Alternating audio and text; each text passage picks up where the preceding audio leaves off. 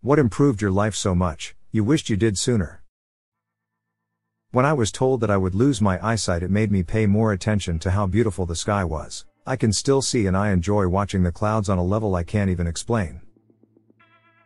Not everyone can afford this, but moving closer to work. My commute went from 45 miserable minutes in traffic glaring in hatred at the tail lights in front of me to a pleasant 15-minute bike ride. I got an hour of free time every day and better health.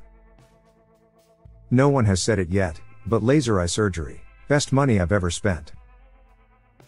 Setting rules for myself. After COVID started, I spent a year drinking and eating pizza every other day, and at that time I thought, why shouldn't I keep doing it if I enjoy it? You can die anytime, so you should make the most out of what little time you have, right? The problem being, apart from health consequences, that it quickly becomes not enjoyable, and I realize now how miserable I was during that time. Most things are only fun when you do them occasionally. Sounds obvious, I know, but it was not obvious for my dumbass. Now I have set rules for myself that I can only drink on Sundays and only eat junk food once a month, and it's so much more rewarding and fun. I begrudgingly started lifting weights when I was 30 due to some back pain that caused me to barely be able to get out of my office chair. I forced myself to go for a few weeks, then I started looking forward to going to the gym, then after a while I became a total gym rat meathead. I wish I had started lifting when I was a teenager. Not only did it cure my back pain, but I lost weight, look and feel much better, and the doctor says all my health indicators are spot on now as I am in my 40s, and in addition it's like a hobby for me now that I tinker with and socialize with other people who are into the same thing, etc. Learning how to do everything myself. Car issue? Look it up. Fix my fence? Look it up. Just do it all myself. Replace valves? Look it up. Playing Minecraft. Swap TV in the evenings for reading. I've read 19 books since March and my mental health has improved drastically since then. Not sure if it's because of the reading, but it's the biggest change I made. Doing at least one chore a day. You would be amazed at how well getting something done, even if you hate it, can fight back against certain depressive mentalities, particularly the ones that convince you you're useless or are a burden.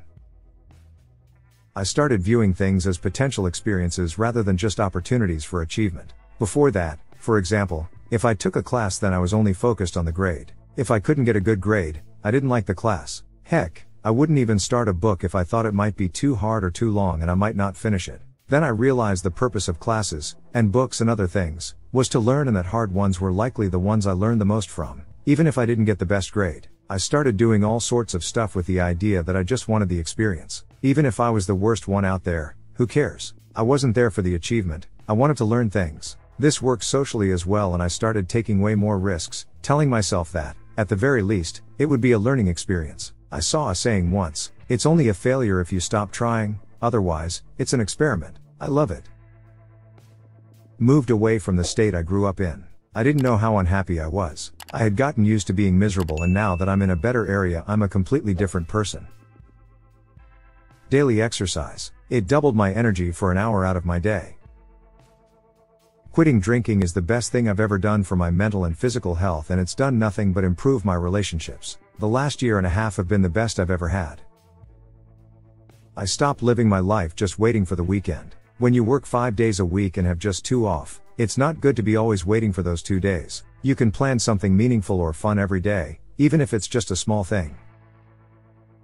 Eating dinner or a late snack at work. Too often I would leave work hungry, and the temptation driving past Chick-fil-A or the corner taco shop was too much. I've kept my weight under control for a couple of years now, having dropped from the 220s to the 170s. My social skills. Looking back, I could have made some awesome new friends. But nope, my anxiety-driven ass had to be difficult back then. Just packed up and moved thousands of miles away, left everything behind and just started over. Besides some debt, a suitcase, and contacts for only the non-toxic people in my life, it's been an extremely liberating experience. And looking back, nothing was really preventing me from doing it sooner, no real reasons at least. I just kept coming up with excuses not to do it until one day I couldn't think of one. Finding the right therapist. Been in since I was 9, and found the right one at 23. It's only been maybe 6 months, but I've already unpacked so much more trauma in that small time than I did all the other years wasted in therapy. Learned Spanish. Now I have a lot of amazing Latino friends, and I got a lot of great gigs and opportunities because of it. Meeting my wife. That woman fills my heart in ways words can't describe. It just can't be too much sooner, because then I wouldn't have my awesome stepsons. Learning to set boundaries and say no. Bachelor degree at 47 years old. Master degree at 50 years old. Doubled my salary in 4 years, from just getting by to on track for retiring at 60. Eating more healthily. Edited. Getting a lot of questions about how I did it. Here's some suggestions with the reminder that this works for me, may not work for you. If you really are serious about losing weight, consult a doctor and/or nutritionist. 1. I was a carb fiend. Pasta, rice, bread, if it had a carb, I wanted 4th servings of it. Sugar is a carb too, so I started watching how many carbs I consumed a day. It shocked me, so now I'm a lot more aware of how many carbs I eat. 2. Building on number 1, serving sizes. To me, an open container of any size was a single serving.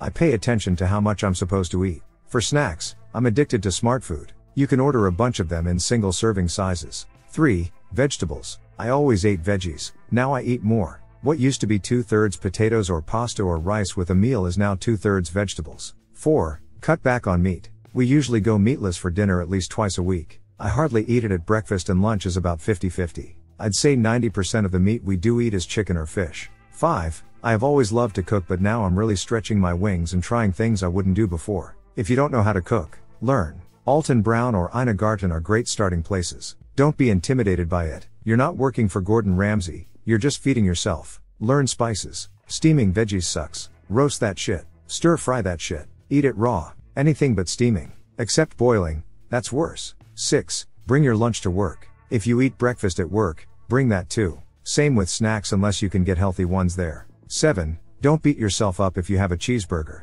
You are going to fail. I fail all the time. Every day is a new start. 8. We only eat out or order out once a week. 9. Water. More than you think. Learn to love to pee. 10. I can't do this right now because I broke my foot, but a walk after every meal helps with your blood sugar. 10 minutes after breakfast and lunch. A half hour after dinner. 11. All things in moderation.